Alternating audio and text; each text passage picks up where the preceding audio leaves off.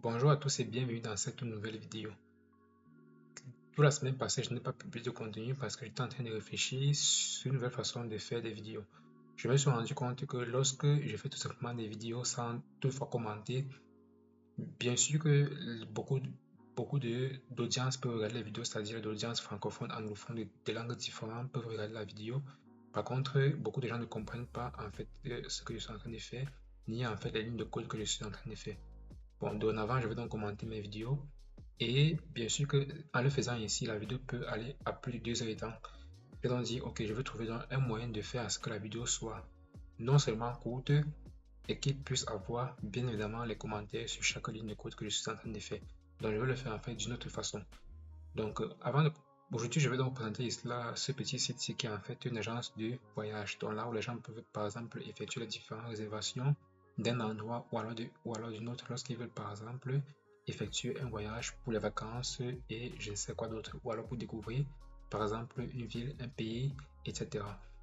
Comment se présente le site? Donc dans le site ici, nous avons bel et bien une navbar qui est en fait dans cette petite ligne ici en haut où vous voyez les différents boutons ici en haut, les différents liens. C'est en fait une navbar et toute cette page ici en fait représente une section qui va s'appeler ici Hero Section, ok, qui affiche en fait toute l'image ici en arrière-plan avec ce petit texte de bienvenue ici et ce petit bouton Explore New. Lorsqu'on scrolle comme ceci vers le bas, on a ici un effet qui va se passer, c'est-à-dire c'est un peu comme si l'image ici restait immobile en arrière-plan et une nouvelle page ici. Bon, c'est un peu comme si l'image montait tout simplement en restant en arrière-plan et une deuxième page survolait donc sur cette image-là.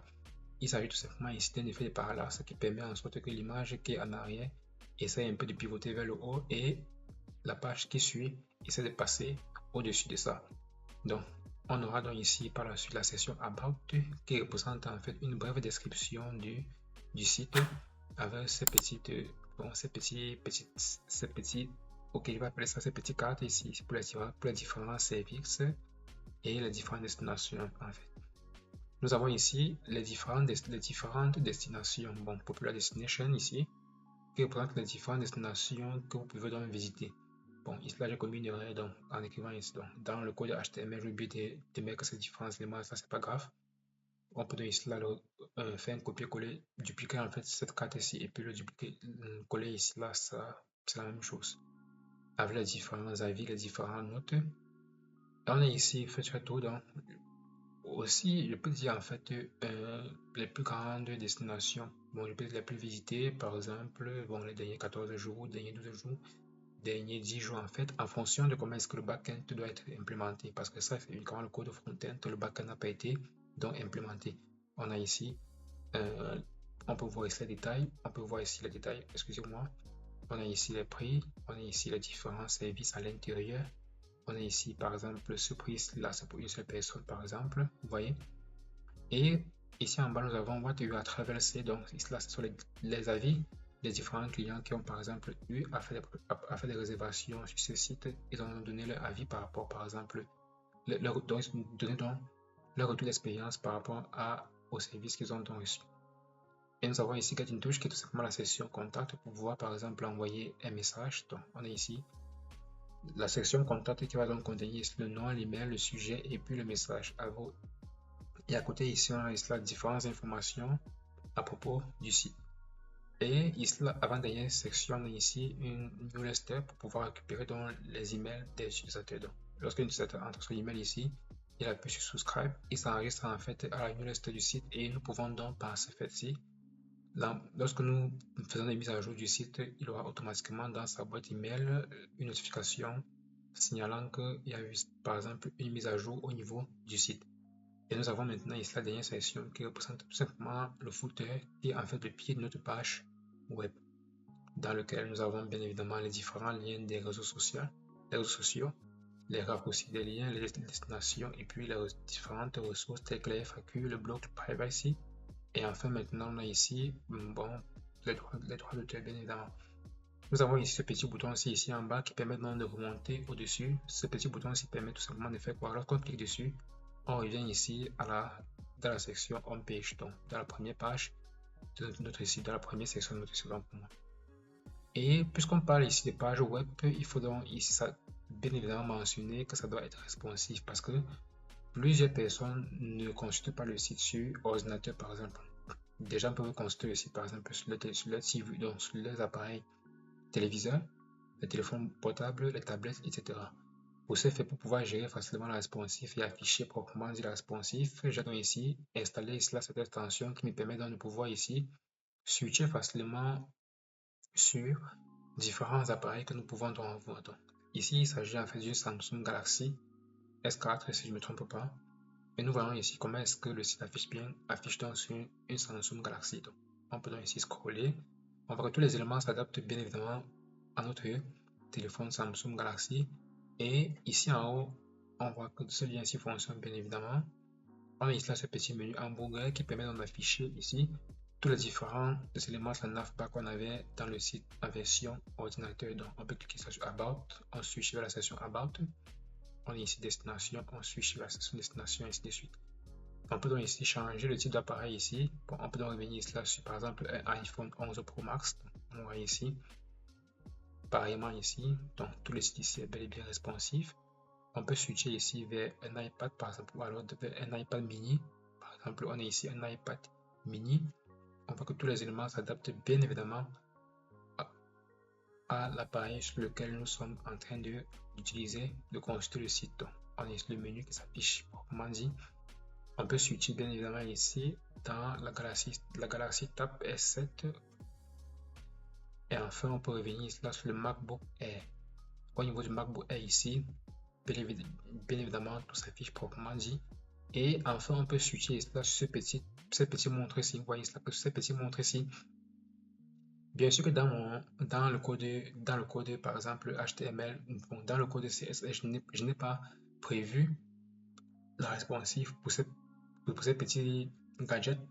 Donc, mais par contre, c'est quand même, ça essaye quand même automatiquement de répondre, d'être responsif, même quand je n'ai pas prévu en fait la responsive pour ces petits gadgets.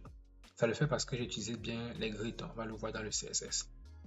Donc, une fois que j'ai donné ici là, détailler tout le site ici, on se retrouve par la suite dans le code pour pouvoir vous expliquer comment est-ce que le code a été implémenté, comment est-ce que j'ai structuré dans mon code et comment est-ce que tout cela fonctionne. Donc, on se retrouve dans quelques instants.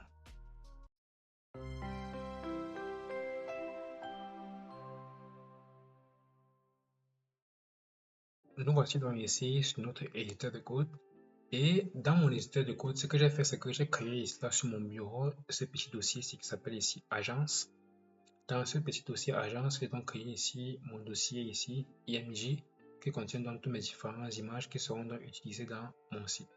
On est ici là, About, Contact, les différentes destinations ici, l'image qui va apparaître dans la section Héros, des testimonials ici, donc l'image de profil. Bon, l'image en fait de ceux qui ont par exemple fait des témoignages, on est ici les différents tours, etc. Et après ça maintenant, j'ai donc créé ici deux fichiers. Il s'agit du premier fichier index.html qui va contenir bien et bien ici le code HTML pour pouvoir structurer donc la page. Et on a ici le fichier style.css qui va contenir donc tout le code pour pouvoir utiliser dans la page. Puisque ici je vais ici essayer de commenter le code donc pour que la vidéo ne puisse pas durer plus de 2 heures et temps par exemple, ou alors plus d'une heure et temps.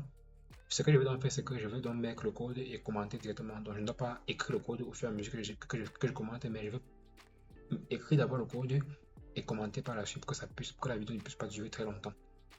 Donc pour cela, je vais donc ici là commencer par le fichier HTML ici.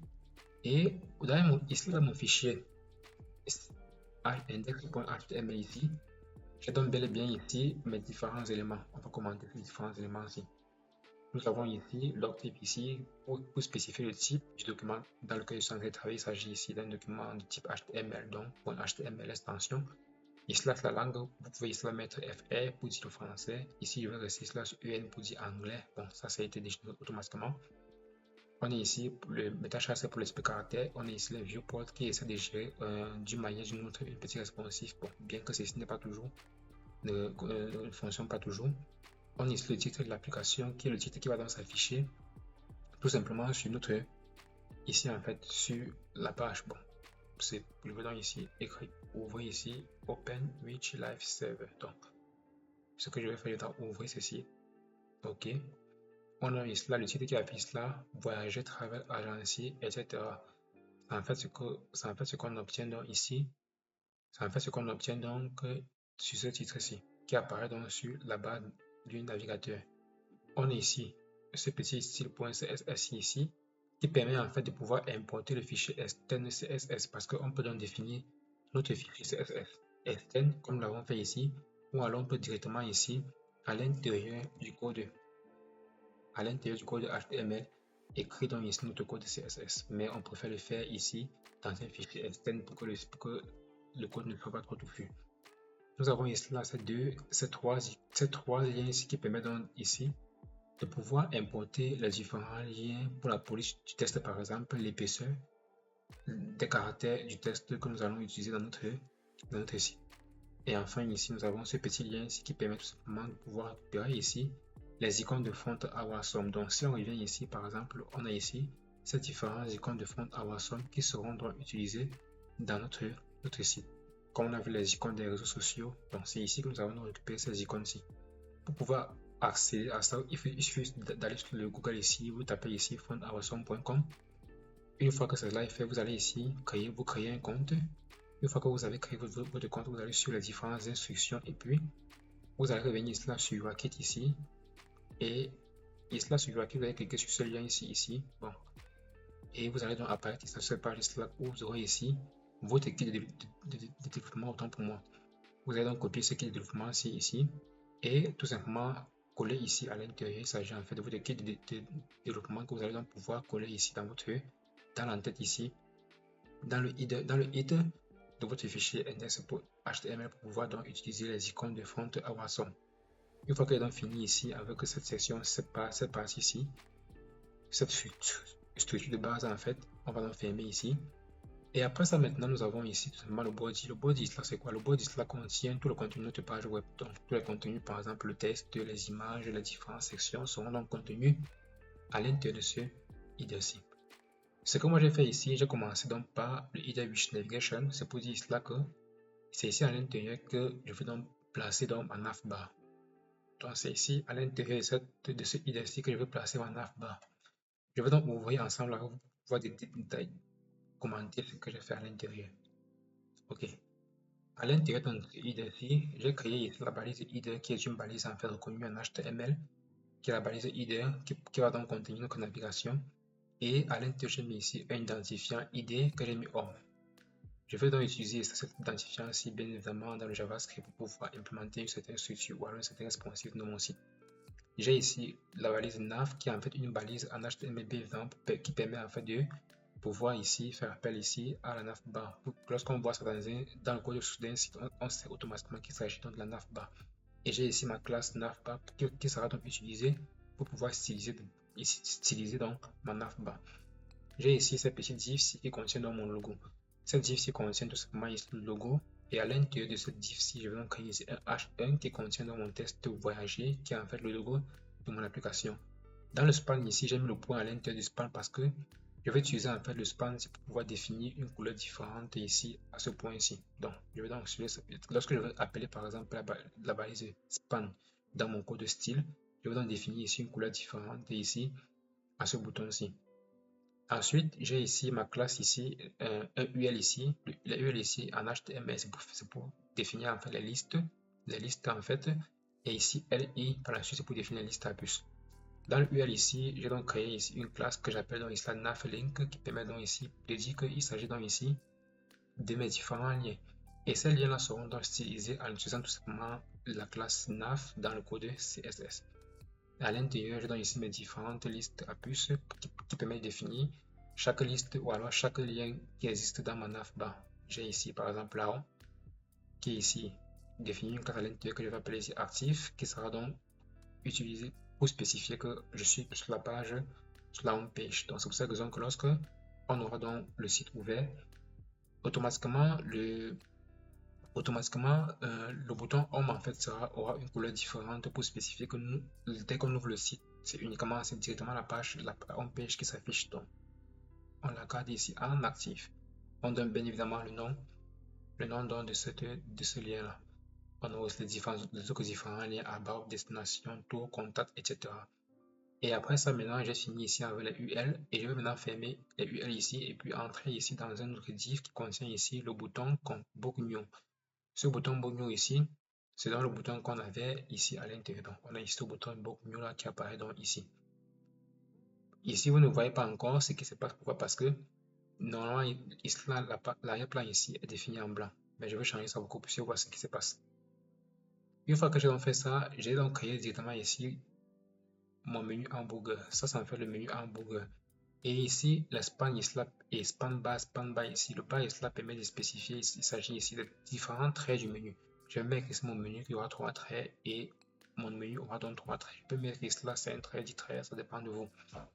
Une fois que j'ai fini ici avec le code HTML, je peux tout simplement revenir ici là au niveau du CSS. Donc on revient ici au niveau du CSS. Ok, revenons ici au début.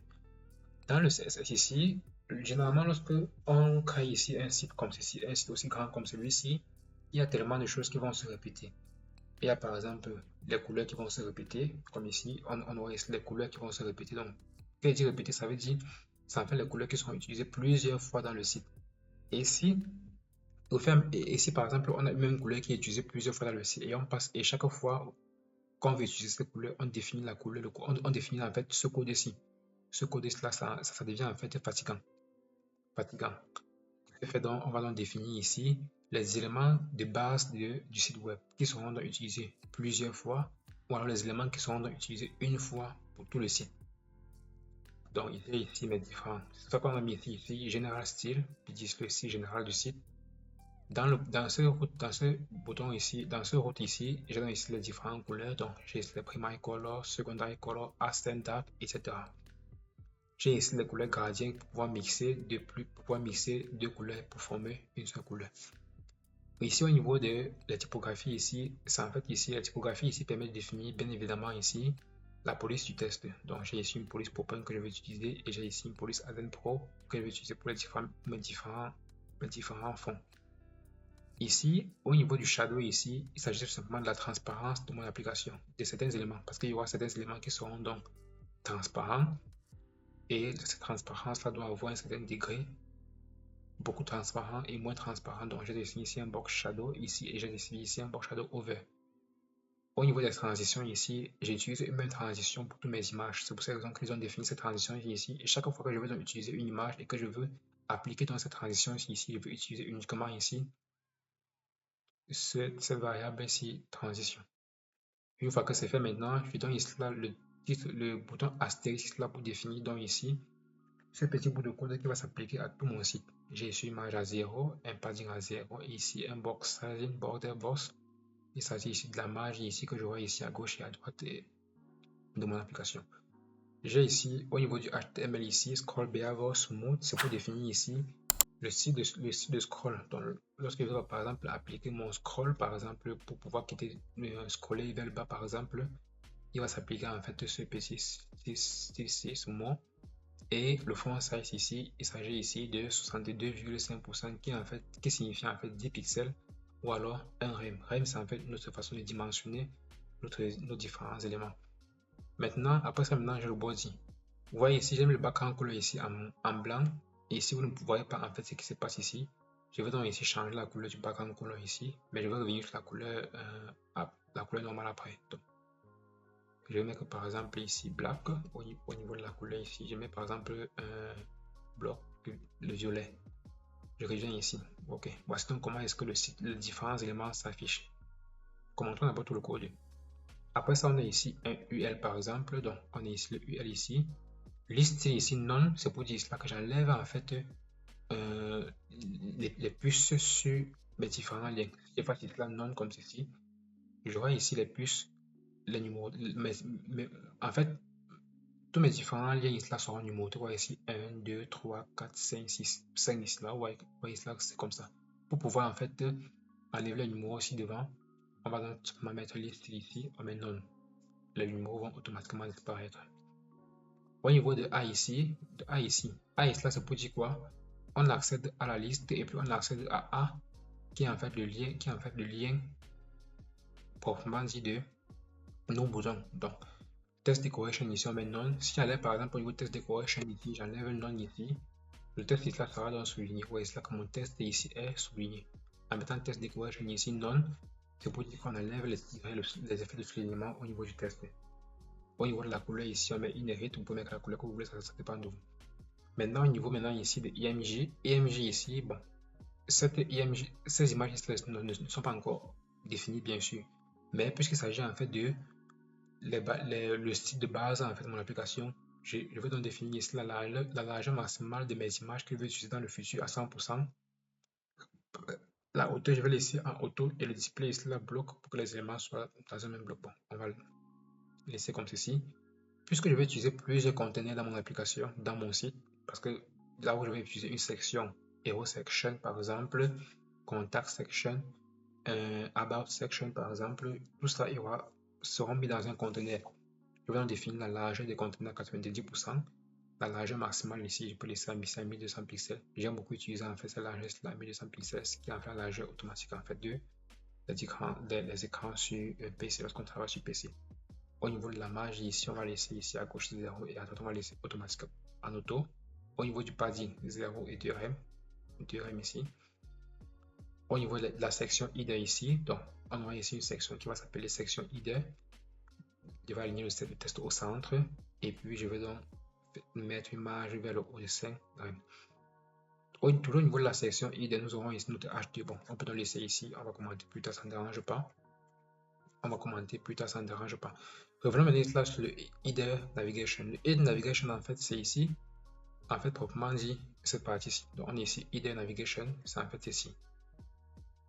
Dans ce header navigation, qu'est-ce que j'ai fait? J'ai ici le header et je vais donc définir la position en fixe. Margin, la top ici, c'est pour l'espacement vers le haut à 0, à droite, à gauche à 0, autant pour moi. La largeur ici, 100%. C'est pour que tous les éléments puissent être repartis sur cette largeur-là de manière 100%. Maintenant, Z index ici à 1000. Bon. La transition ici, vous voyez là que j'utilise en fait la transition que j'ai définie plus haut dans mon site de base. Au niveau du padding ici, je mets 2rem et 0. 2rem et 0, ici, c'est pour l'espacement ici, des différents éléments. Bon, il y a un truc maintenant ici, là. Bon, revenons ici au niveau de la navbar proprement dit. Au niveau de la navbar ici, display flex ici, c'est pour que tous les éléments ici soient alignés ici là horizontalement. Si à lève ici là, oui, flex. On voit ici que les images en fait sont alignées, mais on a ici voyager qui est en haut, on a ici les listes ici là qui sont au milieu et Bruno qui est dans la droite. Puisque tous ces éléments sont contenus en fait dans le header, je vais donc revenir ici, mettre ici dans la nav pour moi et mettre un display flex, ils seront automatiquement alignés sur une même ligne. Justifie content space between, c'est pour que les éléments puissent être repartis de part, donc là c'est reparti ici de part et d'autre sur la navbar. On va aligner donc les éléments au centre, la largeur maximale à 200 pixels à 1200, autant pour moi le padding, le relatif. Bon, vous savez tout ce que c'est le margin, padding, position, etc. Le scroll est ici, on laisse ici background color ici, white, et box shadow. Le box shadow ici, c'est pour les petits effets de transparence. Au niveau du padding, on laisse pareil. Le style du logo ici, ça peut permettre de donner en fait un style différent au niveau du logo. On est ici voyager. Le style du logo ici, bon, on a ici le font family. J'ai utilisé une couleur de police que j'ai définie plus haut. On est la taille, la largeur des différents caractères 700. Donc, ce sont donc les polices que j'ai importées avec les trucs Google Font. La couleur ici en blanc, les espaces ici, c'est pour dire l'espacement entre les lettres comme nous avons ici. Après ça, maintenant, on a ici le scroll au niveau du logo. Bon, je donne ici tout simplement récupérer ici la couleur ici qui va changer lorsqu'on va donc scroller. Le code span maintenant c'est pour définir la couleur du point. Comme j'ai mis le point à l'intérieur du span de la balise span là, c'est pour définir là une couleur différente pour le point. C'est donc ce qu'on a ici. Le point ici a une couleur jaune. Maintenant ici au niveau des liens de navigation ici display face à l'intel center c'est pareil. Au niveau des LI ici c'est pareil. Nav LIA c'est pareil. Ici nav LI over. Le over ici c'est pour mettre ici lorsqu'on positionne le curseur sur un bouton, la couleur change, ça devient donc ici jaune. Il s'agit en fait de l'effet de over que nous avons défini ici. Au niveau ici de after ici c'est pour dire pour le moment on a ici pour le moment. Par contre lorsqu'on a maintenant fait ici bon c'est à quel niveau là, ok c'est ça ici background color va et moins ceci. C'est pour dire ici, ça quoi. Lorsque, comme ici, after, comme ça, lorsque je vais donc positionner, on voit cela par exemple, c'est souligné par exemple, parce que c'est actif, c'est souligné. Lorsque je vais donc positionner par exemple le curseur de ma souris sur un bouton par exemple, la couleur de l'arrière-plan va changer, mais aussi il y aura un tiret en bas qui va afficher avec une couleur jaune. Vous voyez donc, qui s'affiche ici, vous voyez. C'est exactement ça, c'est exactement en fait le but de ce petit bout de code ici, avec bien évidemment une transition qui va donc faire ici, la transition, ok. Nav link over after reach 100%. Reach 100% ici pour dire que le tiret donc va donc prendre toute la longueur, la largeur, en fait, toute bon, je peux dire quoi, toute la longueur de mon bouton, ou alors de mon lien. On est destination ici, vous voyez cela, le trait en fait prend toute la longueur de mon bouton. Si je mets par exemple ici à 10%, le trait va prendre uniquement 10% de, vous voyez cela, ça va prendre 10% de mon lien. À bord, ça affiche ici 10%. Vous voyez un peu.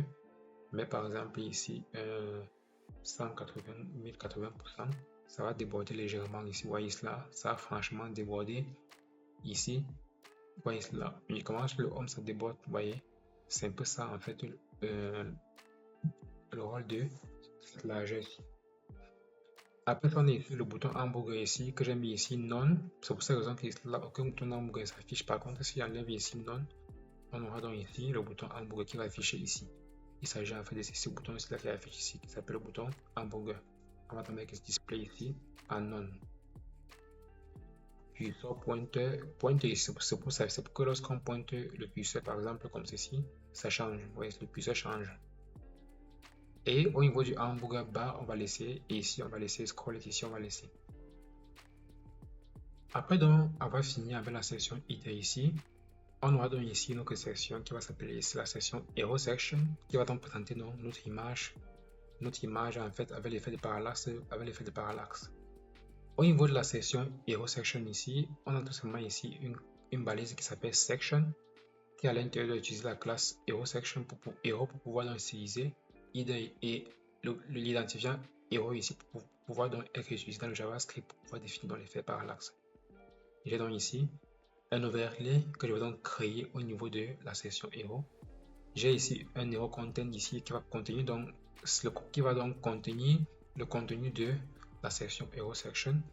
J'ai ici le bouton H1 ici qui est en fait main heading qui permet donc d'afficher ici une bref, bon je peux dire en fait un slogan en fait de notre site.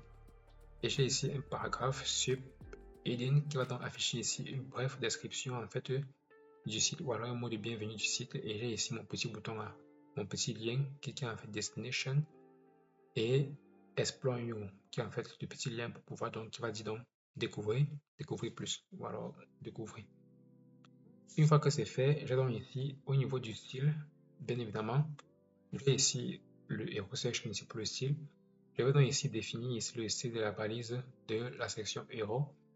J'ai ici une hauteur ici de 100 VH, c'est pour que donc cette Hero aussi prend toute la hauteur de ma page, de ma première page en fait, donc toute la hauteur de mon écran, aussi peut dire ça comme ça. J'ai ici mon background ici, pour pouvoir ici définir ici l'arrière-plan de ma section Hero. On peut donc revenir ici là, on voit que on a donc ici le background qui s'affiche proprement dit ici, on voit ici que le background s'affiche bel et bien avec l'image qui a été définie à ce niveau-ci. Bon. Je vais donc commencer ici par changer d'abord ici ma couleur d'arrière-plan ici qui était une variable qui avait donc ici à l'intérieur background. C'était quoi? Background color. Excusez-moi, je vais regarder la couleur d'arrière-plan qu'il y avait ici. White color. White color. Bon, on va l'appeler ici light color. Bon, mais cette couleur, ça ne dérange pas. On revient donc ici en bas. Excusez-moi. OK. Bon, ça c'est la navigation. Donc, on aura ici notre image en arrière-plan. Le background ici, size cover. Le cover ici permet de dire que l'image doit prendre toute la page. Si on enlève le cover ici, on voit ici que l'image ici va donc ici déborder. Bon, l'image ne déborde pas parce que j'ai défini certains. Si j'enlève ici, OK, background position, j'enlève center, j'enlève ceci. on voit donc ici que bon, l'image ici en fait s'affiche, mais on voit que l'image ici n'est pas très propre. Par contre, en venant ici, en mettant ici tous les différents éléments ici cover, on voit donc ici que l'image est beaucoup plus, ça s'affiche beaucoup plus et le bateau est beaucoup plus positionné vers le centre de la page. C'est ça en fait le rôle de le background image, background size cover pour définir là, pour dire que l'image doit prendre en fait, se concentrer uniquement sur la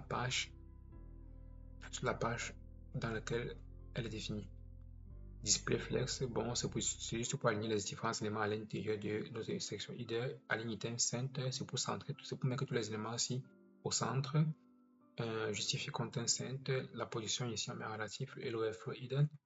Après ça, ici, on a notre petit overlay. Le petit overlay ici, bon, pour le moment, on ne peut pas voir en fait le overlay. Pourquoi? Parce que le overlay permet en fait de flouter dans cette image ici. Vous voyez que l'image ici est un peu un effet de flou qui affiche ici là-dessus, sur l'image.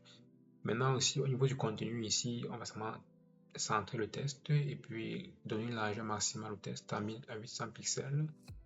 Le padding ici, vous connaissez le rôle du padding. La position ici, vous connaissez le rôle de la position. On a ici l'animation ici. Fade in qui sera donc défini plus tard. Le main heading c'est pour définir le style du contenu ici à l'intérieur. Vous voyez ici le style de la police est pareil. Donc pareil ici là que le style du logo. On a ici le font family, heading font, la taille en fait, la largeur en fait du caractère, la couleur, la marge, le bouton et puis le test shadow. Vous connaissez en fait le rôle de ça. Et le sub heading ici, c'est en fait ce dernier si vous connaissez dans le rôle de ça. Donc c'est tout ce qu'on a à ce niveau-ci. Une fois que j'ai donc fini ici avec la section header, on va passer à la section suivante. Après dans la section hero section ici en haut, qu'on a vu ici en haut, on a donc ici la section about qui est en fait une petite description du site. Bon, je vais ici aller un peu plus vite. J'ai bien évidemment ici la balise section avec identifiant about et à l'intérieur donc j'ai ma classe ici la about section. J'ai ici mon container, le conteneur ici. J'ai ici la section header qui est en fait le contenu. À l'intérieur, j'ai un petit about, un titre qui veut dire ici about voyager, donc à propos de voyager. Et j'ai ici une underline pour définir en fait ici le petit ici pour souligner. J'ai donc ici about content ici, un autre contenu, donc notre div contenu qui va donc contenir ici, bon, excusez-moi pour la répétition, une image. Donc j'ai ici à l'intérieur mon image qui sera donc affichée bien évidemment à gauche. Et j'ai ici about test qui va donc contenir ici plutôt le test qui sera donc affiché à droite de l'image. J'ai ici about feature qui permet ici de représenter donc mes différentes cartes qu'on a vu lorsque j'ai présenté l'application avec mes différents icônes. On a ici les différents, vous voyez ces différents icônes ici. C'est en fait ces différents icônes que nous avons ici, donc ces petits différents icônes ici dans les cartes en bas. Donc on a ici une destination avec les icônes de front awesome. Les icônes de compte awesome, les différents icônes de font awesome avec ici là save travel ici là qui est en fait ce dernier icône ici. En ce qui concerne le style de cette section-ci, on a ici about section qui est en fait background color, une couleur blanche, bon pas complètement blanche mais j'ai ici donc une couleur qui est en fait cette couleur-ci qui n'est pas complètement blanche. About content ici, j'ai donc ici mis un display flex gap CRM align item center. About image ici qui permet de définir dans le style de mon image, donc flex égale à 1. Bon, vous voyez cela mon image. Ma transition ici là, bon, le border radius là 1 rem c'est pour définir donc simplement les bordures ici, donc les bordures. Pour l'overflow ici, on a vu ça plus haut. Le box shadow ici, c'est pour définir un effet de flou au niveau de l'image. Lorsque je pose le curseur ici, il y a un petit effet de flou ici là, sur le bordure de l'image.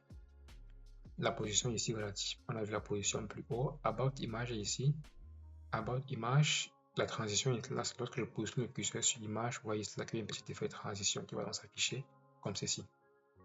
About image over, c'est pour dire que bon, ça c'est toujours le over ici, c'est pour dire bon, je ne sais pas comment je vais définir ici si c'est le pourcentage de transition. Je ne sais pas trop comment expliquer ça, mais c'est la vitesse, bon, je ne sais pas la vitesse avec laquelle l'effet de over va s'appliquer au niveau de l'image en fait.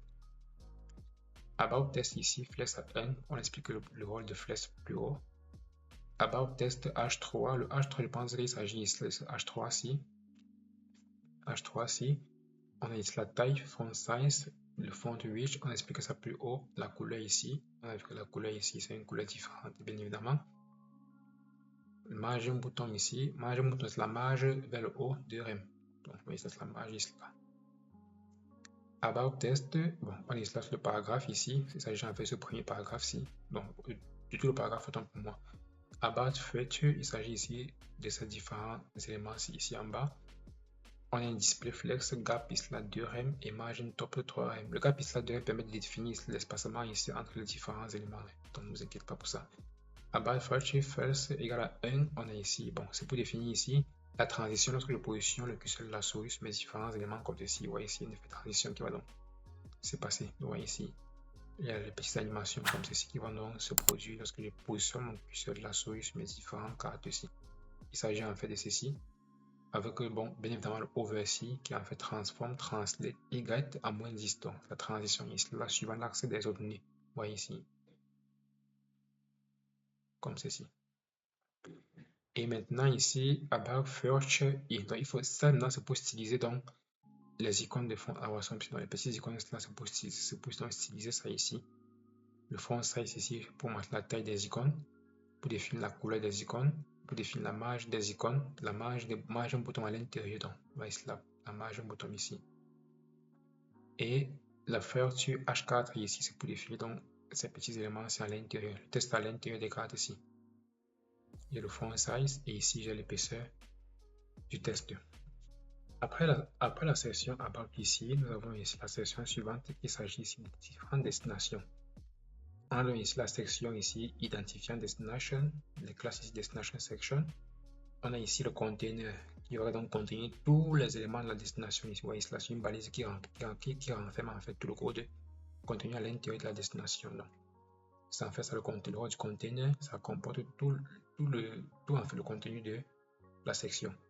On a ici une div section header. Bon, cette destination aura donc un header. Dans ce header, on aura un titre qui va s'appeler ici Popular Destination pour représenter en fait la destination populaire.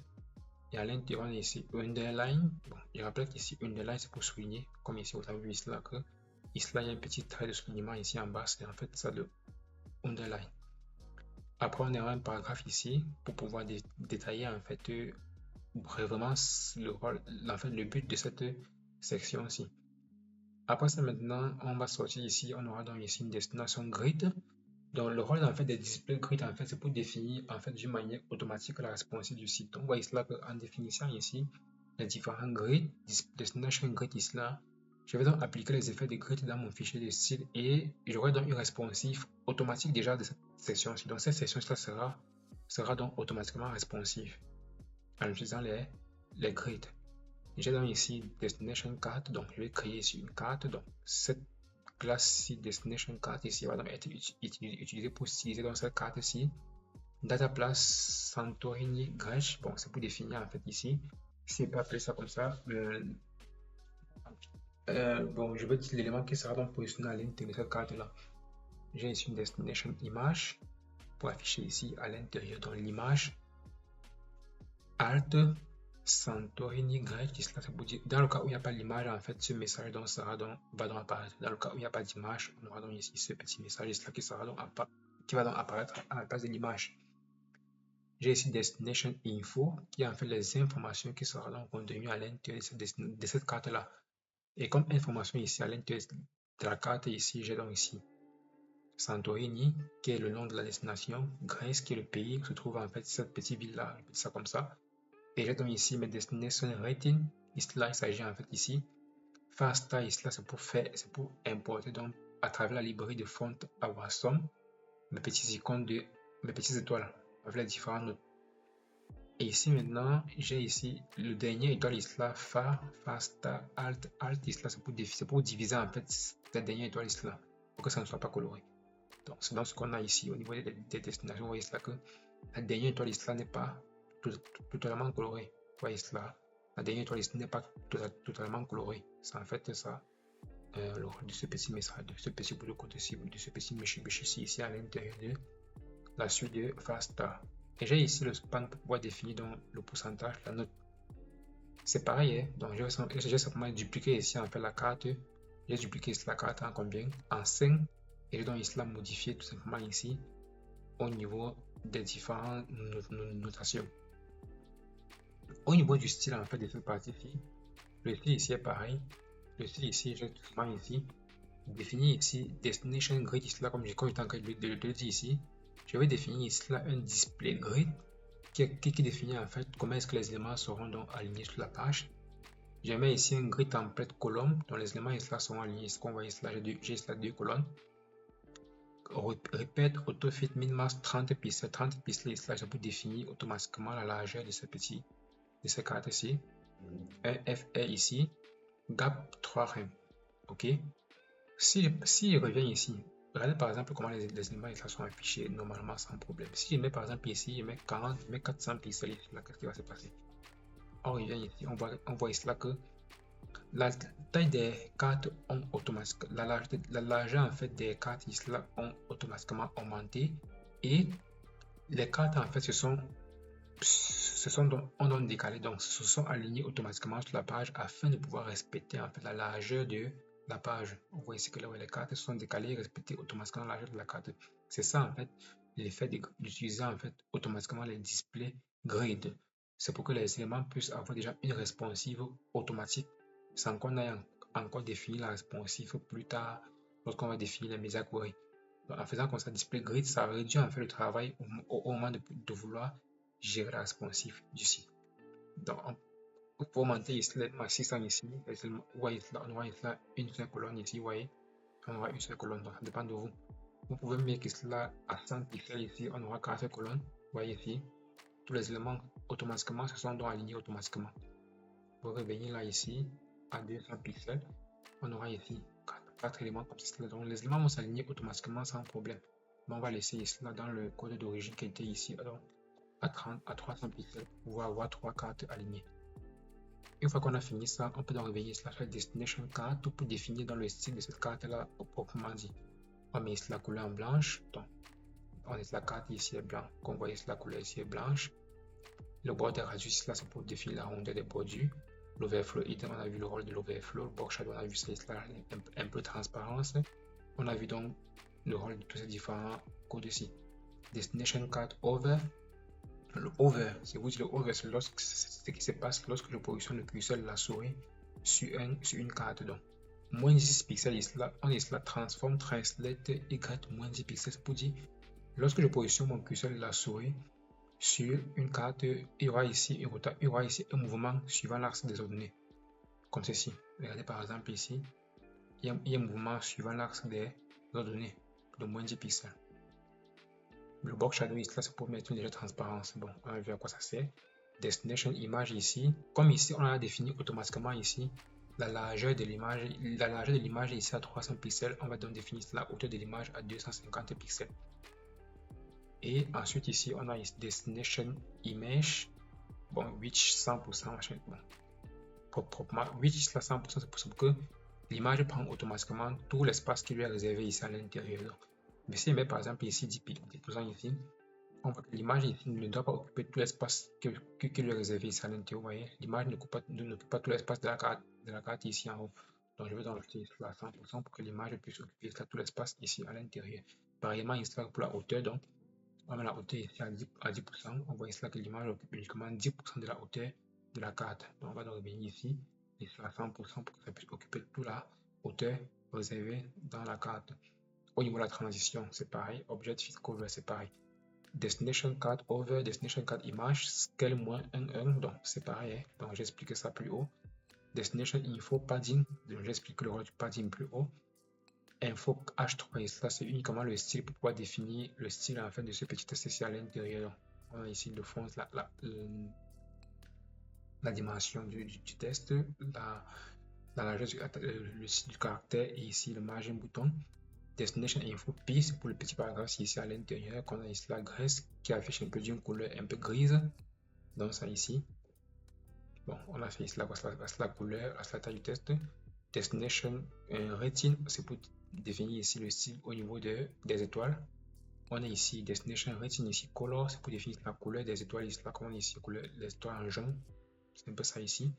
Destination card span ici. Le span ici, c'est pour définir, ici en fait le 4.3 qui est en fait la notation de nos différentes étoiles. Ensuite, après les destinations, ici, nous avons ici les tour sections, comme on a vu dans la présentation du site. On a ici pareillement, donc c'est tous la même chose qu'on refait ici. On a ici une section identifiant une classe, on a ici un conteneur, on a ici un petit header, on a ici un petit pouce lumière ici en bas, on a ici un petit paragraphe pour décrire. Après, on a le conteneur ici, on a le conteneur une carte ici, on a ici une image, donc c'est pareil, c'est un peu la répétition. On a une image ici. Après l'image, on a ici la duration is là qui est en fait le temps. On a ici le fast clock ici pour définir là, le temps. Clock c'est la montre, 14 jours, encore le temps, ou encore la durée, 14 jours. Et c'est pareil ici, on fait ici, on duplique encore, donc on peut donc dupliquer ici à ces différents éléments ici. On va ici dupliquer ici, bon, tout content, européen, capable, machin, le test, description, ainsi de suite. Vous dupliquez tout simplement les différentes informations ici. Donc là, tout contient ici, on duplique. Et on a donc ici le code HTML de cette section, tout comme ceci. Donc, ça, c'est uniquement les duplications. On a justement ici là, dupliquer les éléments.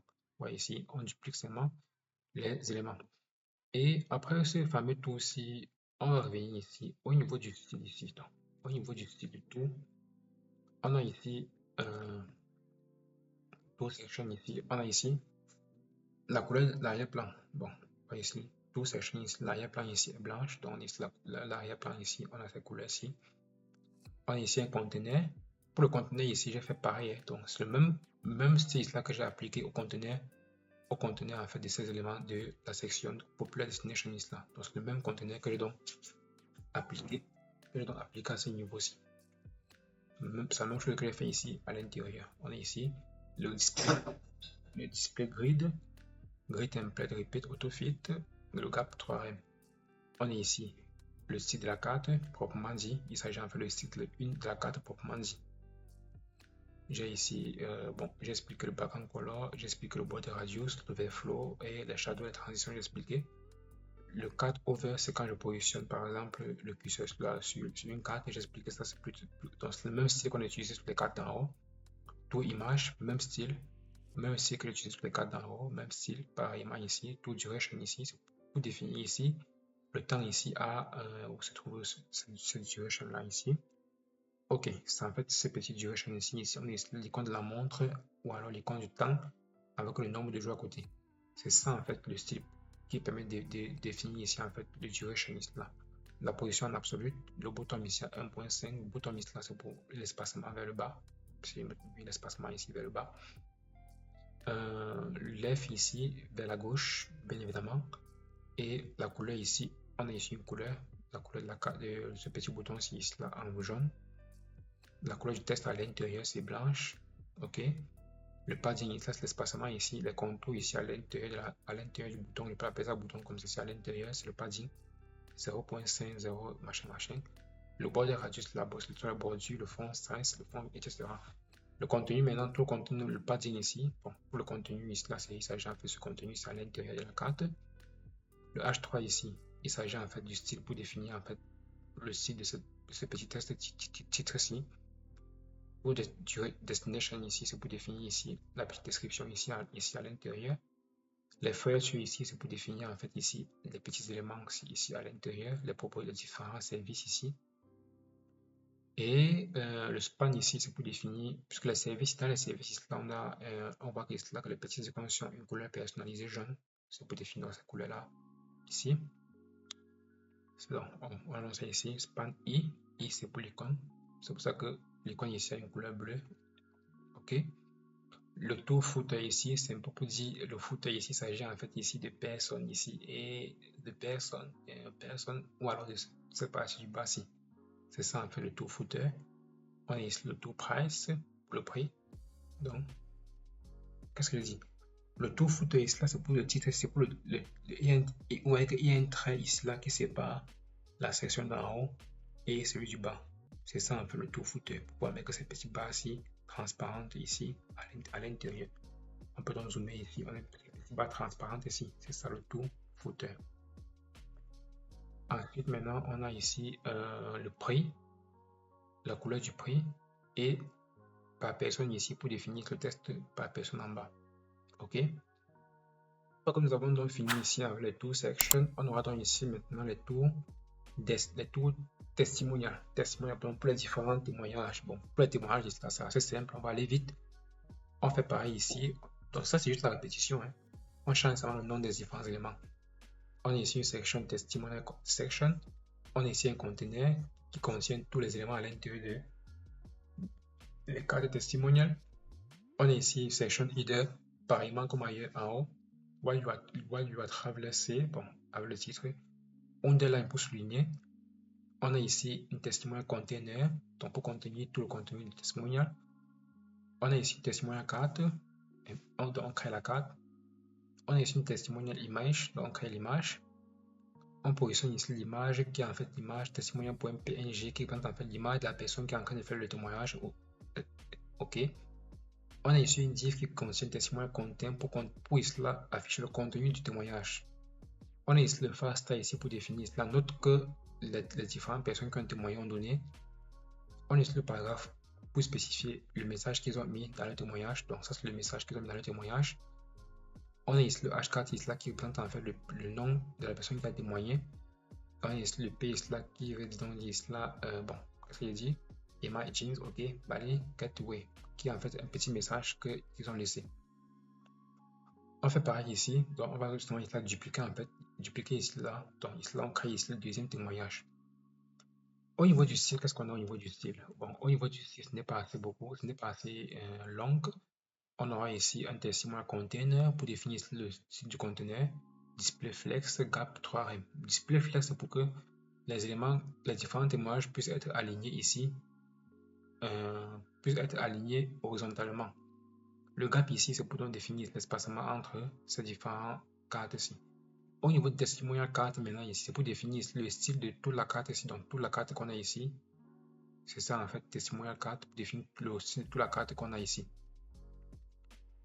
Le flex, la couleur j'ai expliqué, le border radius j'ai expliqué, le padding j'ai expliqué, les différentes transitions ici j'ai expliqué, le display flex j'ai expliqué, align item flex star. Au moins align item flex star ici, c'est pour que tous ces éléments là puissent être alignés au début. Bon, j'ai expliqué ça.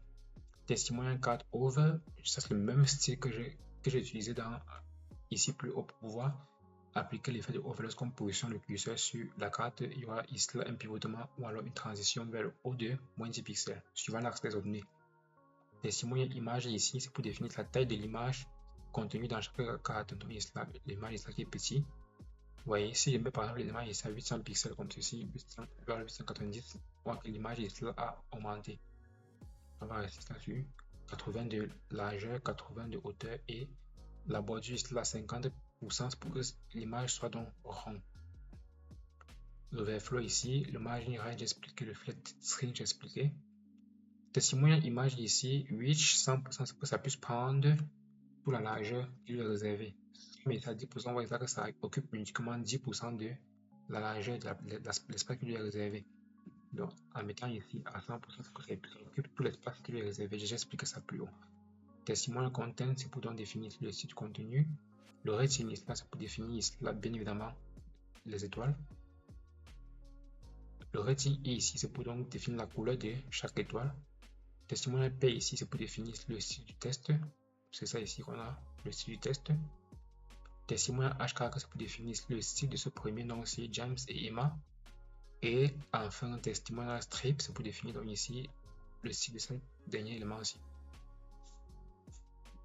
Le prochain élément ici s'agit de la section contact. Dans la section contact, qu'est-ce que nous avons ici dans la section contact? Dans la section contact, on a ici toujours la même structure en fait. Donc, on a ici la même structure. Le contact section, le conteneur ici et un petit header, get in touch, un petit message ici de bien descriptif qui décrit la section.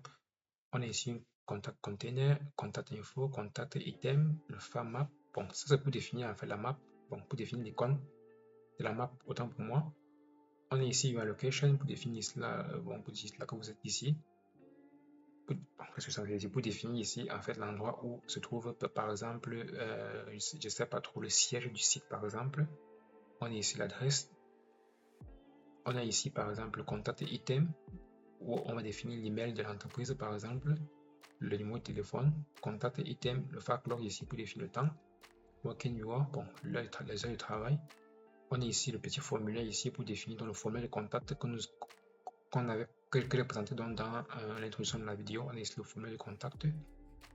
On a ici le form group ici et on a donc une input ici. L'input c'est pour dire insérer le test, donc l'endroit où on va insérer le test, le type test, l'identifiant ici c'est le nom, le placeholder c'est pour définir ici le test indicatif qui va permettre d'indiquer à l'utilisateur ce qu'il doit faire à l'intérieur. Le name, requête ici là c'est pour dire que lorsqu'on a implémenté le backend, cet endroit dans le test, l'utilisateur est obligé d'entrer en fait un élément à l'intérieur, sinon le formulaire ne doit pas être transmis. On fait pareil ici, form group. Par contre, ici, on a ici le type, ici, là, c'est l'email. Pour entrer l'email, il y a email. On fait pareil ici pour entrer ici le sujet. Le type, ça, c'est test, parce que le sujet, en fait, c'est un test. On a ici l'identifiant, le placeholder subject. Et enfin, on a le test ARIA. Pourquoi est-ce qu'ici, il met test ARIA? Ici, il met test ARIA parce qu'il s'agit ici là d'un test qui va prendre, qui pourra avoir une longueur de plus de 200 caractères, par exemple. Donc un test long, on va donc mettre ici la placeholder pour dire ici que votre message, et enfin on aura donc ici le bouton. Au niveau du style, on aura donc ici le contact section avec une image à l'arrière-plan. Donc je vais appliquer le même style que j'ai appliqué ici dans la section hero section avec une image à l'arrière-plan. Ce qu'on a donc ici, une image à l'arrière-plan, background size cover, background position cover, j'ai expliqué plus haut. Contact section, contact header 2, on définit ici le même style. On définit ici le style pour les éléments qui... Bon, on définit ici le même style pour tous les éléments. Tous les éléments qui auront un même style, on les regroupe. Il s'agit ici de, par exemple, le H2 et le P auront dans la même couleur. C'est pour ça que vous avez ici le H2 et le P. Le H2 représente en fait mes différents titres ici. Et le P représente le test descriptif de ces éléments-là. C'est pour ça qu'on aura ici la couleur blanche pour tous les éléments. Contact container ici, c'est pour dire ici le contenu ici. Il s'agit en fait de ce conteneur ici. Vous voyez ici là que les éléments sont alignés ici là sur une colonne de 2 et une ligne 2. C'est parce que j'ai mis ici display grid template colonne 1 FE1 FE. Les éléments vont être alignés sur une colonne.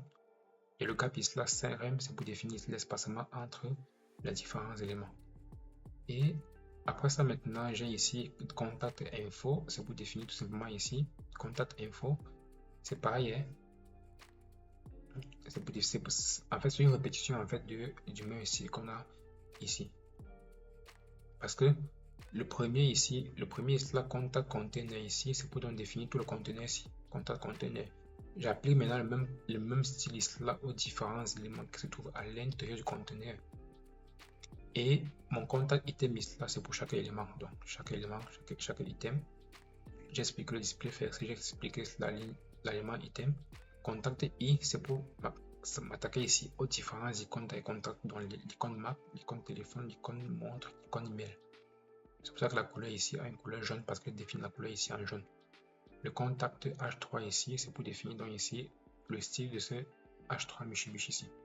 Le contact form ici, c'est pour définir donc ici la couleur par exemple du formulaire ici, qu'on voit ici, et aussi le style du formulaire ici. Ce qu'on a ici, background color, le padding ici, le border radius ici, un rayon pour arrondir la bordure, et le border shadow. J'ai ici le form group ici, margin bouton 2 rem, c'est pour définir la marge ici, entre les différents éléments. J'ai ici le form group et form input et test area qui ont en fait le même style. Donc vous voyez là que la largeur ici là c'est 100%.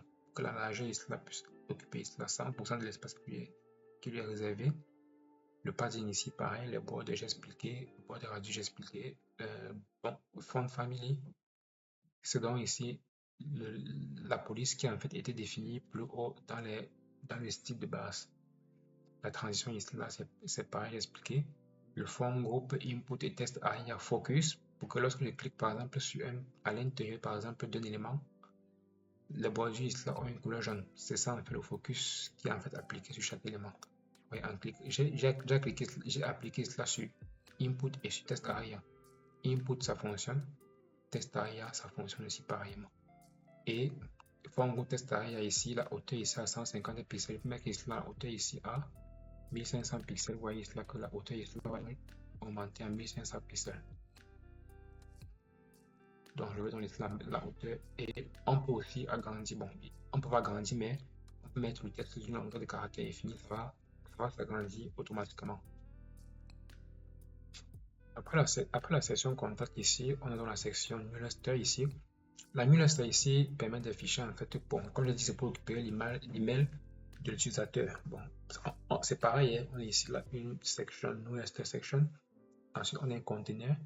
On a une newsletter content ici, subscribe to your newsletter ici qui en fait le message. Get ici là qui est le petit paragraphe pour expliquer ce qu'il s'agit et un petit formulaire pour pouvoir récupérer l'email de l'utilisateur. On a simplement ici là une input email placeholder votre adresse email et ici le bouton pour pouvoir permettre à l'utilisateur de pouvoir s'abonner par exemple à la newsletter du site. Au niveau du style, c'est pareil ici. On a une newsletter section ici. Dans newsletter ici, on a dans le background color et le padding. Bon, je pense que j'ai expliqué le rôle de ça. On est ici, voyez ici. Newsletter ici. L'arrière-plan ici blanche. Le padding ici, c'est appliqué. Le contenu ici, test align center, mass reach 700. C'est pour dire cela que le test ici est aligné au centre. Et puis la largeur maximale ici, c'est à 700 pixels. Donc, si on, par exemple, je monte la longueur du test ici, là, ça va donc venir là écrit en bas. Ça ne peut pas continuer ici. Pourquoi? Parce que j'ai spécifié la largeur maximum ici là à 700 pixels. Donc ça peut se limiter quelque part ici à 700 pixels. Newsletter content H2 ici, c'est pour définir tout simplement le style de ce titre ici. Newsletter content ici P, c'est pour définir seulement le style de ce paragraphe ici à l'intérieur. Et par la suite, newsletter form ici, c'est pour définir ici le style du formulaire ici que vous voyez ici dans le style de ce formulaire ici. Input ici, c'est pour définir ici le style en fait de l'input ici. Et en fait, newsletter form input focus ici là, c'est pour définir le focus. Quand même, que bien évidemment, ce n'est pas très bien appliqué, mais on va laisser le focus. Le focus là, ce n'est pas très important. Ou alors, après avoir maintenant fini avec la newsletter ici, on va s'attaquer ici au footer, qui est en fait le dernier élément de notre site, qui est le pied de la page. Dans ceci, pareil, hein, on a ici un footer. On change seulement le nom en fonction de la section où est-ce qu'on se trouve. On a le footer ici, on a le container ici, on a le footer content, bien évidemment. On a le footer logo ici. Pour définir le logo, j'applique ici le même style que j'ai appliqué ici sur mon logo au début de mon site. J'ai ici ma journée bien un petit test descriptif sur un paragraphe. J'ai ici mes différents liens, qui sont en fait mes liens des réseaux sociaux que je vais afficher dans mon footer. J'ai ici une div footer link qui va aussi contenir mes raccourcis. Donc j'ai ici kit link pour les raccourcis des liens. Donc je vais donc justement copier-coller tous mes liens de la navbar ici. J'ai copié-collé ici là à l'intérieur. Au niveau de footer destination ici, je donne ici là tout simplement ici créer ici une liste de destinations en tant que moi que je donne ici à l'intérieur. Le JS ici à l'intérieur, c'est pour dire que ça c'est en fait le lien lorsqu'on va mettre au niveau du backend. Donc ici là on va mettre le code backend pour pouvoir accéder dans ces différentes destinations ici. Le footer link column ici, c'est toujours aussi pour les différentes trèves ici que j'ai aussi mis sur une colonne. Et ici, je footer bouton ici pour pouvoir définir le dernier élément du footer qui se retrouve au fond de la page. Au niveau du style, j'ai fait pareil ici, donc je définis le footer. Au niveau de l'arrière-plan ici, je n'ai pas mis une arrière-plan blanche, mais j'ai mis une arrière-plan un peu qui a une couleur un peu bizarre, avec le texte qui a une couleur blanche, bien évidemment, avec le padding. Bon, j'explique à quoi c'est le padding. Je vous rappelle que lorsque c'est, vous voyez trois éléments définis à l'intérieur comme ça, on peut définir ici le quatrième élément là, il s'agit de quoi? X, Y. Il s'agit ici, ça peut être gauche, droite, haut, bas. Vous voyez un peu ici, à gauche, à droite, en haut et en bas. J'ai ici le footer content ici pour définir en fait le style du contenu. Display flex ici, c'est pour que tous les éléments du footer soient alignés sur le même lieu comme ceci. Donc, ils sont alignés comme ceci. Justifie content espace between, c'est pour que l'espace ici là soit départagé de manière identique. Vous voyez ici, l'espace ici là est égal à l'espace qui est ici à l'intérieur. C'est ça qu'on appelle l'espace between. Marge mouton, c'est pour définir ici la marge au niveau du haut. J'ai ici le footer logo H2 pour définir tout simplement ici le style de mon logo. Donc, on est ici le footer logo H2. J'ai ici le footer logo span pour définir la couleur du point. qu'on a ici le point ici en jaune. Ok. J'ai ici le footer logo P pour définir ici la couleur du test. C'est ça en fait ici. On voit ici là que tous les différents éléments ici là tous les différents liens ici là ont la même couleur. Pourquoi? Parce que ils sont définis en fait dans un P. Vous voyez, ils sont de la même couleur. Pas qu'ils sont définis dans ils sont définis en fait dans un lien A, mais le lien A le même style que le style de ce paragraphe-ci. Footer link, display flex, j'ai expliqué ça. Footer link A, vous voyez, c'est la même couleur que la couleur du paragraphe en haut là. J'ai ici le social link A over. Bon, c'est pour que lorsque je positionne le curseur de ma souris sur un lien, la couleur change. Vous voyez, la couleur devient ici jaune. J'ai ici le I pour dire cela que j'augmente ici la taille de mes différents icônes ici. À 1,6 rem. Footer link ici, display flex gap 5, c'est pour mes différents liens que j'ai ici. Footer link column H3, c'est pour définir ici. Le H3 c'est que ici. Je pense que le H3 c'est pour définir ceci, si je ne me trompe pas. Mais maintenant ici dans le HTML, le H3 c'est pour définir quoi? Ok, travel ressources. Le H3 c'est qu'on fait pour les différents travel ressources. Autant pour moi. Donc, H3 travel ressources. Ok, c'est pour définir en fait le style de ces différents titres ici en haut. Et enfin, j'ai ici mon footer link column ULLI, c'est pour définir donc le style de ces différents éléments-ci, bien évidemment. ULLIA, j'ai ici la couleur qui est en fait la même couleur que ce que j'étais en train de dire plus haut, donc la même couleur que mon paragraphe ici. C'est pour cette raison qu'ils ont en fait les mêmes couleurs. Et ensuite, j'ai donc ici, ok, c'est tout ce que j'ai, footer, bouton P, ok. Ça, c'est tout ce qui était là au niveau du style du footer. Donc, une fois qu'on a fini ici avec le footer, on va donc ici toucher un autre élément. Il s'agit ici de back to top bouton. Back to top bouton ici là, c'est en fait l'icône qui permet d'afficher dans le test, de revenir donc sur la page d'accueil, sur la home page. Il s'agit de la flèche orientée vers le haut. C'est ça qu'on a ici, un chiffre ici qui s'agit en fait d'un lien back to top. Et dans ce lien, on va mettre ici une icône donc pour moi, importer depuis la librairie de font awesome qui s'appelle en fait far up, qui est en fait une flèche orientée vers le haut. J'ai profité une fois pour ici importer mon fichier script.javascript pour pouvoir importer mon code de script. Au niveau du style, on a ici tout simplement ici, back to top bouton ici. Ce style, c'est en fait, j'ai donc ici défini en fait mon style pour le bouton de haut. Bon, c'est un peu long, mais c'est nécessaire. J'ai ici la position qui est fixe, c'est bien évidemment fixe. Bouton 3M, j'explique le rôle du bouton. Espacement vers la droite, width, la largeur, la hauteur, la couleur d'arrière-plan, la couleur de la flèche à l'intérieur, le border radius pour que le bouton soit dans un truc rond, le display flex, align item center, justify content center, font size, la dimension de la flèche, le box shadow, l'opacité là c'est à 0, donc pas d'opacité, visibility hidden. Je mets ici visibility hidden pour que ça ne soit pas visible. Si on revient ici là avec le bouton, il n'est pas visible. Vous voyez, je pense que c'est en enlevant hidden ici, le bouton sera donc visible, donc le bouton n'est pas toujours visible. Bon, c'est normal que ça ne soit pas visible parce que ce bouton doit être visible ici en utilisant le JavaScript. Donc je vais utiliser le JavaScript pour pouvoir activer dans ce bouton là. Au niveau de la transition, ici là c'est la même transition que nous avons utilisée plus haut.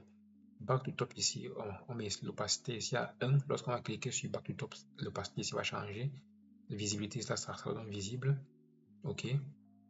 Back to top ici, over, c'est pour définir le fait d'over qu'on va cliquer lorsqu'on a positionné le curseur sur le bouton.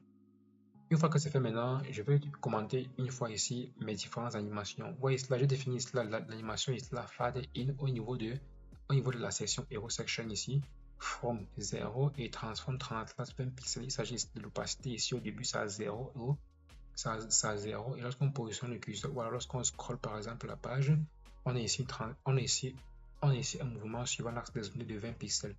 Tout opacité égale à 1, ça veut dire on grimpe comme ça l'opacité ici là. Donc ça veut dire que lorsqu'on va faire l'effet de parallaxe, lorsqu'on va scroller vers le haut, Au début, on aura une opacité, une opacité de 0. Au fur et à mesure qu'on va scroller vers le haut, on aura ici un déplacement suivant l'axe des ordonnées de 20 pixels et on aura une opacité de 1 pixel et translate cela Y. Au moment où l'opacité revient à 1 ici, l'animation ici là disparaît.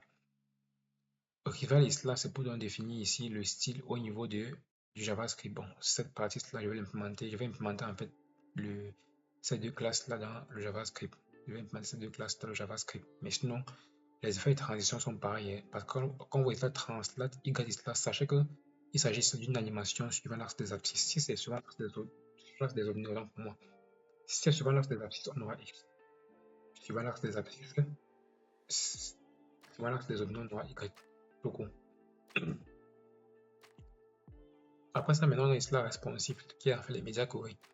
C'est pour définir en fait ici la responsive au niveau d'un écran de 1080 pixels. Il s'agit ici d'un écran de 1080 pixels parce qu'on est sur les écrans par exemple de télévision ou alors d'ordinateur. On aura ici le HTML font ça à 58%. On aura ici la section about content et contact content qu'on va donc réduire donc ici. Qu'on va donc réduire ici la taille des différents cadres. On a ici la about content qu'on va donc mettre la direction ici en colonne. Donc quand l'écran va se réduire, tous les éléments vont s'aligner sur une colonne.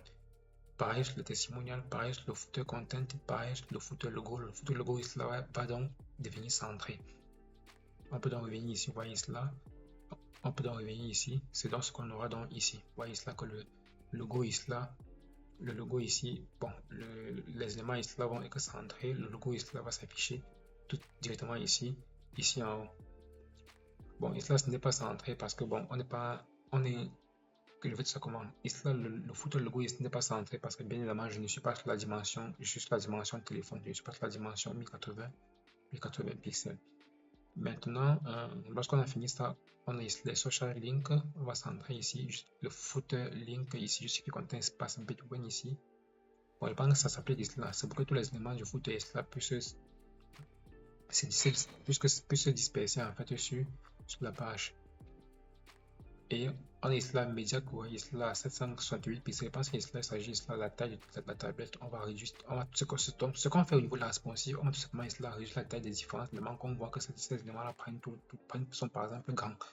On va tout simplement ici réduire la taille et ajuster aussi les images si on veut. On voit ici, hamburger, ça c'est le site de l'hamburger par exemple. Donc, déjà au niveau de cette icône ici là, c'est en fait la taille de l'écran du téléphone. C'est pour cette raison qu'on va donc ici utiliser aussi le hamburger ici, le menu hamburger, pour que le menu hamburger puisse avoir ici une taille, une position ici définie et une taille définie.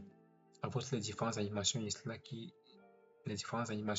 vont respecter. Lorsqu'on va cliquer sur le menu hamburger ici, on aura ici là ces différentes animations ici qui vont se produire. Cet bouton ici là c'est pareil. On va donc justement réduire la taille des éléments ici. On va seulement ici là réduire la taille des éléments. Et on est là à mesure que sur un téléphone de plus petite taille, sur un téléphone qui est un peu plus petit, ce qu'on doit faire c'est uniquement de réduire la dimension des éléments. Donc on ne fait rien d'autre ici là que réduire uniquement la dimension des différents éléments. C'est ça en fait le rôle des Media Query. On réduit tout simplement la taille, la dimension ou la taille des différents éléments et on change les couleurs si on le veut. Après ça, maintenant je vais créer ici mon fichier script. Oui. JS. Donc, j'ai créé mon fichier script.js et à l'intérieur, maintenant, je vais définir tout mon code de JavaScript. Bon, ici, je ne dois pas trop détailler le code de JavaScript. Par contre, je vais quand même expliquer brièvement comment est-ce que j'ai donc utilisé mon JavaScript pour pouvoir animer dans mes éléments de la page. J'ai donc défini ici un ensemble de constantes ici en JavaScript qui seront donc utilisées pour pouvoir donc appliquer soit une certaine animation ou alors un certain effet à mes différents identifiants que l'on définit dans mon code HTML. Vous voyez dans mon code HTML, lorsque je travaillais, je mettais par exemple ici le ID égale à ID. Dans le ID, je mets par exemple ID, identifiant ID, identifiant hamburger, identifiant nav, link, etc. C'est pour donc utiliser ces différents identifiants là ici à l'intérieur. Bon, bien sûr que là, c'est uniquement les cartes que j'utilise là, mais c'est pas grave. J'ai ici là d'abord le toggle menu ici qui permet donc de pouvoir activer et désactiver dans ce bouton de menu ici en haut. Ce petit toggle menu ici permet de pouvoir donc activer et désactiver ça. Et ensuite maintenant qu'est-ce que j'ai ici? j'ai ici toggle menu actif. Donc, par défaut, c'est actif. Close menu when link clicked. Voyez cela. Close menu when link clicked. C'est pour dire quoi? Le menu se ferme lorsque je clique par exemple sur un lien. Il s'agit de quel lien? Lorsque j'ai par exemple, lorsque j'ouvre le menu comme ceci, en cliquant par exemple là sur un lien comme ceci, destination comme ceci, le menu se ferme automatiquement. Vous voyez ici, ça s'est fermé automatiquement. Ça en fait le rôle ici de, ça en fait le rôle en fait de ce petit bout de code ici là. Donc je vais créer cela dans le navlink item. Je vais récupérer ici, je vais créer ici un item dans lequel je vais ajouter donc ici un gestionnaire d'événements ici de clics. Et dans ce gestionnaire d'événements, je vais créer donc une fonction ici qui va donc prendre le hamburger, qui va donc prendre ici une class list. Le bouton remove, la méthode de remove ici permet de dire ici que lorsque je clique ici là, ça va s'activer et ça va donc supprimer donc la fenêtre ici la fenêtre du menu qui est donc ouverte à ce niveau-ci. Maintenant ici underscore event ici, c'est pour gérer ici là le scroll au niveau des éléments. Vous voyez, ASCII header on scroll. Donc ça c'est pour gérer donc le scroll des éléments.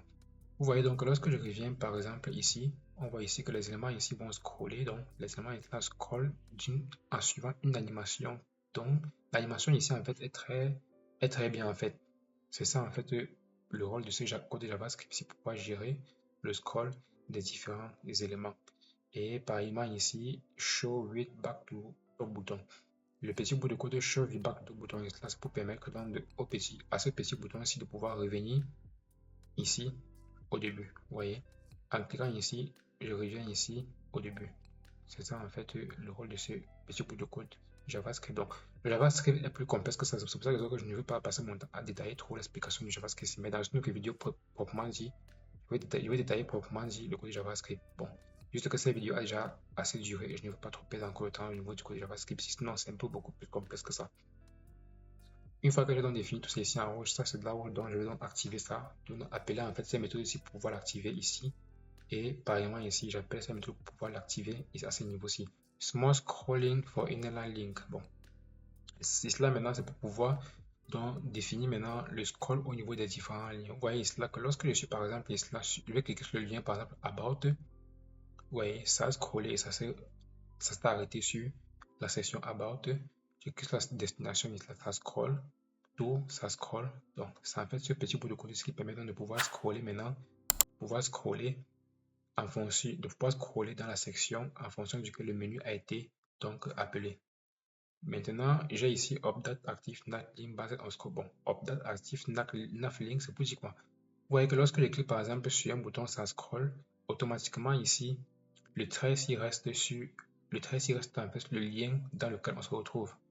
Lorsque j'actualise mon site comme c'est cela, on est automatiquement ici sur la section active qui est la home page. Vous voyez ici, là on est automatiquement comme ceci.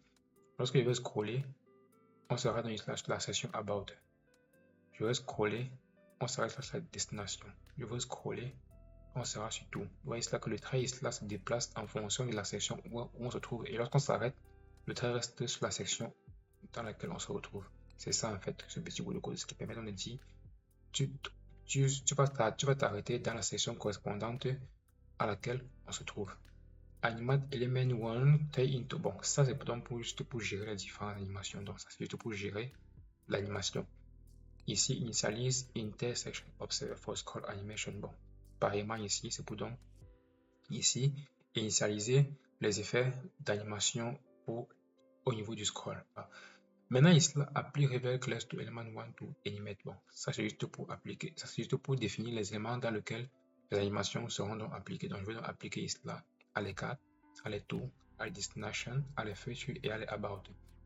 Maintenant, pour l'effet de parallaxe que nous avons maintenant ici, au début là, c'est donc cet effet de parallaxe qui est en fait défini, là et aussi ici.